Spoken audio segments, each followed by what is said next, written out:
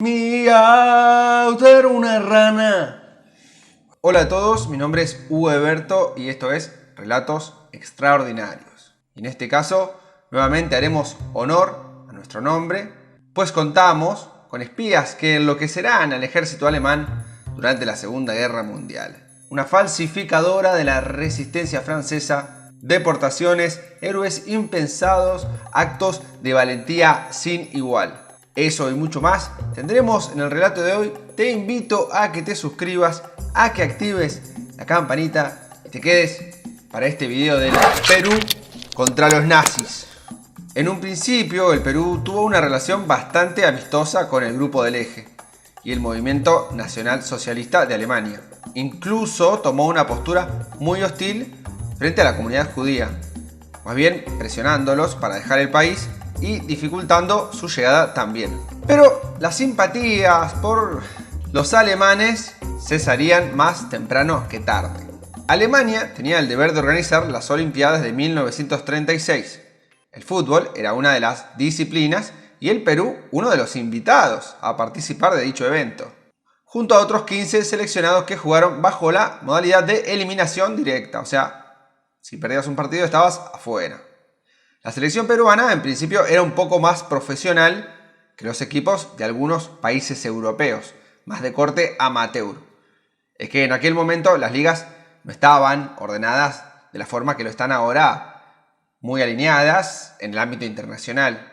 El gobierno peruano haría un gran esfuerzo económico para enviar tremenda delegación a los Juegos Olímpicos y los alemanes presionaron diplomáticamente para que los jugadores de piel oscura no asistan a la competencia. Pero eso implicaba dejar a más de uno de los cracks del equipo, como por ejemplo el Rodillo Negro, y además que sería tremendo escándalo, pues es un acto claramente racista. De todas maneras, el pedido alemán era claro, que se envíe una delegación lo más blanca posible. Un nivel de racismo digno de un nazi, porque es muy racista, digamos. Los peruanos, fieles a su estilo, recibieron la noticia, pero hicieron más o menos lo que a ellos les pareció, enviando a los jugadores que eran buenos y punto. Ya en las Olimpiadas, la selección peruana debuta con un arrollador encuentro contra Finlandia de 7-3. En un momento del partido, el crack Lolo Fernández, encendido, metió 5 goles uno atrás del otro. Imagínense lo desmoralizante que es esto, y además él lo cuenta muy divertido. Todo el equipo metido en el arco, parecía una puerta. Entonces me doy velocidad, en vista que no había barreras, y la bola hizo un extraño, hermano, y se mete en la esquina. Y todos increparon al gringo ese, a pesar de que no son unos bajos, todos son buena talla, y enseguida se le fueron encima. Y tú te das cuenta de lo que le quería decir, que por qué no había metido la cabeza. Entonces el gringo dijo, no, cabeza, vuela. El 8 de agosto de 1936, en el estadio Hertha BSC Platz, se jugó el partido ante Austria y Perú, con la presencia misma de Adolf Hitler en el estadio. Pues claro, jugaba su país natal, Austria. Tras ir perdiendo 2-0, los peruanos lograron empatar a los austríacos en los últimos 15 minutos del partido y forzar así una definición en tiempo extra. El seleccionado peruano marcó 5 goles durante el tiempo adicional, aunque el árbitro Christiansen anuló 3 tantos. De todas maneras, no pudo impedir el triunfo sudamericano por 4-2 y el pase a semifinales. Sin embargo, en uno de los descansos, un grupo de aficionados peruanos invadió el terreno de juego. Se dice que era el resto de la delegación peruana. Se dio una trifulca y 1 o 3 de los jugadores austríacos salieron golpeados. De todas maneras, el encuentro continuó por algunos minutos hasta finalizar. Luego de esto, los austríacos presentaron una queja a la FIFA argumentando que la trifulca no había permitido que el encuentro transcurra con normalidad. El Perú decía que los austríacos se quejaban de todo, que la cancha no cumplía con las normas, que era muy pequeña. Austria, a su vez, reclamó a los dirigentes peruanos que habían llegado tarde a la reunión con la FIFA. Esto es muy probable que haya sido verdad porque, bueno, ya saben, horario peruano. La FIFA, en un gesto digno de este ente, decidió anular el partido ordenando que se repitiera a puertas cerradas. El fallo, por supuesto, provocó la indignación del pueblo peruano en su conjunto y en señal de protesta la delegación peruana en pleno se retiró de los Juegos Olímpicos, y eso que Perú aún contaba con atletas en competencias y con chances de coronarse ganadores.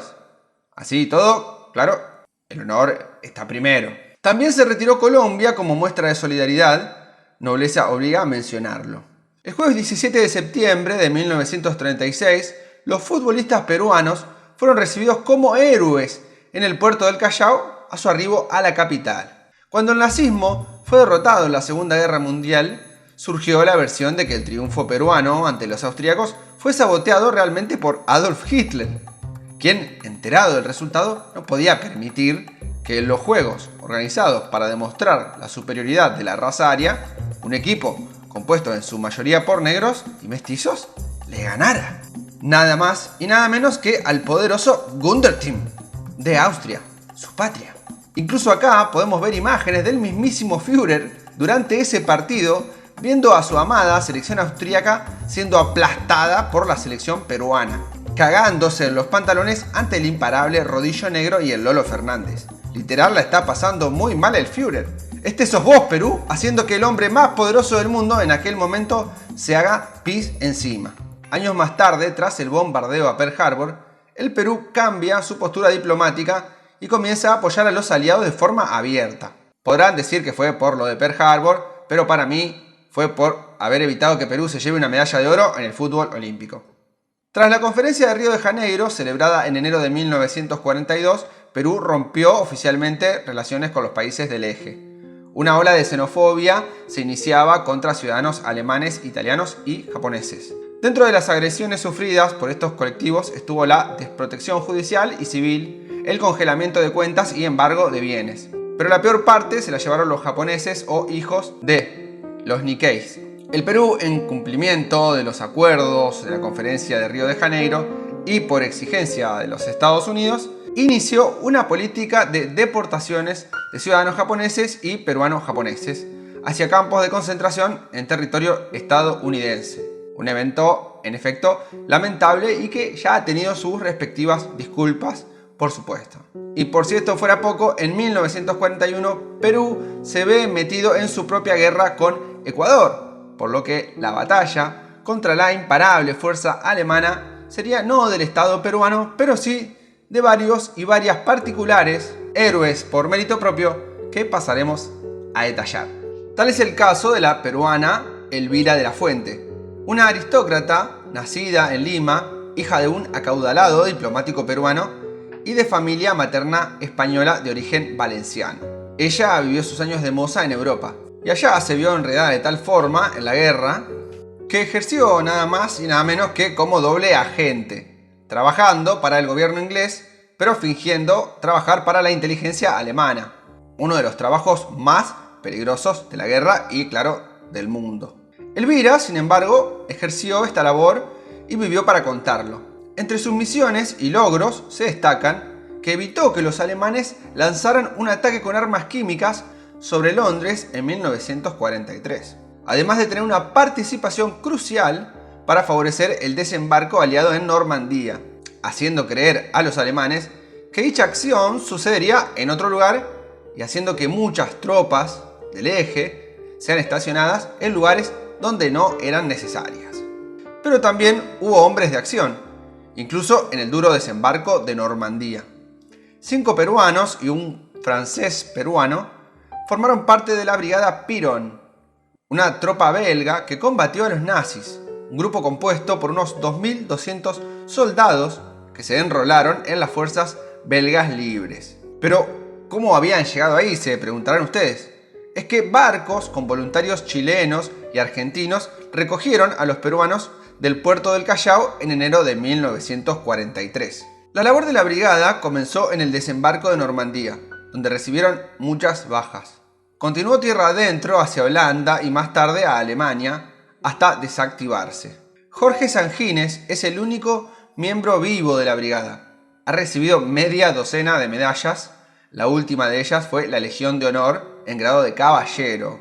que le entregó el gobierno francés en el 2017. Los demás bravos fueron Andrés Laiseca, Luis M. Chirichigno, Arnoldo Zamora, Carlos Pérez Barreto y Carlos Oyanguren.